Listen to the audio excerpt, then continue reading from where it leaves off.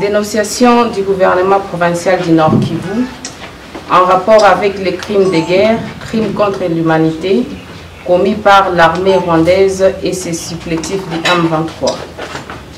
Le gouvernement provincial du Nord Kivu constate avec consternation et amertume que l'armée rwandaise et ses supplétifs du M23 s'illustrent dans les violations à répétition des règles internationales. En effet, la Convention de Genève relative à la protection des personnes civiles en temps de guerre et ses protocoles additionnels disposent à son article 3 que les personnes qui ne participent pas directement aux hostilités ne doivent pas constituer une cible. À cet effet, sont et demeurent prohibées en tout temps et en tout lieu les atteintes portées à la vie et à l'intégrité corporelle, notamment les meurtres sous toutes ses formes.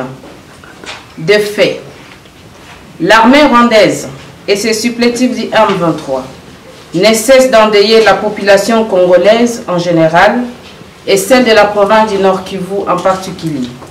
En effet, ils commettent des crimes de guerre, crimes contre l'humanité, génocide et autres violations graves du droit international humanitaire dans plusieurs agglomérations de notre province, notamment à Bunagana, Kibirizi, Kishiché et Kiwanja en territoire de Rutshuru,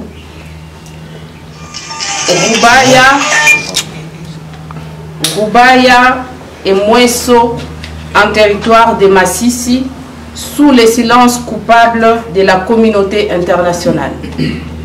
Cette cruauté se manifeste également à travers plusieurs actes barbares, dont les bombardements des populations civiles, y compris des personnes déplacées de guerre, dans différents sites situés dans les environs de la ville de Goma. Ci-dessous, quelques cas d'illustration. Le 2 février 2024, en ville de Goma, une bombe lancée par le M23 est tombée dans une parcelle au quartier Mugunga, à quelques mètres de l'Institut Ngapeta. Dégâts, une maison détruite et 2 personnes blessées. Le 6 avril 2024, en ville de Goma, une autre bombe est tombée aux environs de 18 h dans les sites des déplacés de Chabindu, situés dans les quartiers Mugunga, avec un bilan de 2 décès, 1 blessé et 50 abris détruits. Le 6 avril 2024, à 20 h 40, une autre bombe est tombée dans les sites de Lushagala, sur la route en plein marché des fortunes. Il y a eu des dégâts tant matériels qu'humains. Le vendredi 3 mai 2024, l'armée rwandaise et ses supplétifs du M23 ont délibérément ciblé, sans foi ni loi, les sites de déplacés internes de la 8e CEPAC au quartier Lac Vert, en larguant plusieurs bombes, selon les investigations menées par nos services spécialisés. Ces bombardements ont causé la mort de 14 personnes, en majorité des femmes et des enfants, et 33 blessés, dont plusieurs en état très critique, ainsi que d'innombrables dommages matériels. Ces attaques des personnes déplacées constituent une violation grave et flagrante de la Convention de Genève et ne sauraient rester impunies.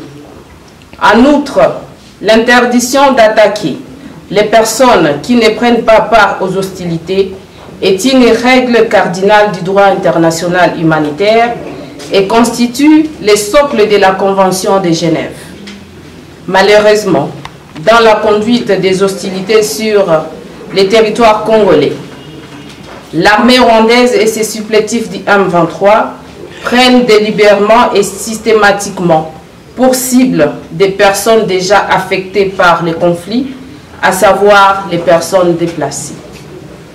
Ces comportements contrarient les principes de distinction et de précaution dans l'attaque et contre les effets de l'attaque qui font partie des principes fondamentaux de la Convention de Genève avec ses protocoles additionnels.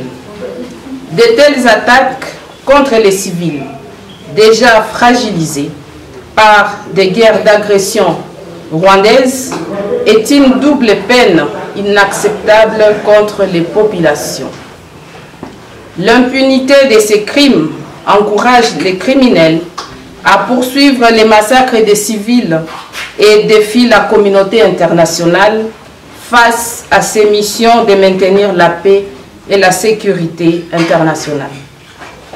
En vertu de l'article 39 de la Charte des Nations Unies, le Conseil de sécurité devra constater que le comportement du Rwanda face à la République démocratique du Congo et aux populations de ces pays constitue une menace permanente contre la paix et la sécurité internationale.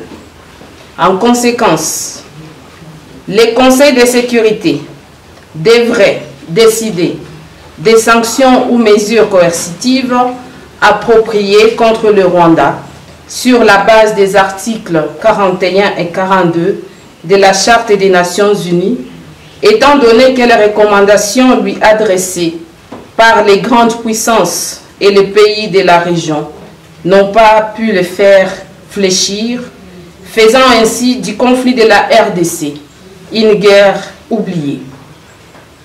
Comme recommandation, sur base de tous ces faits avérés, le gouvernement provincial du Nord Kivu souhaite voir la Cour pénale internationale ouvrir immédiatement une enquête sur les crimes de guerre, crimes contre l'humanité, génocide et autres violations graves du droit international humanitaire commis par l'armée rwandaise et les M23 depuis 2022 à ce jour, notamment les bombardements des camps des déplacés de guerre dans les environs de la ville de Goma et exécutions sommaires dans d'autres agglomérations.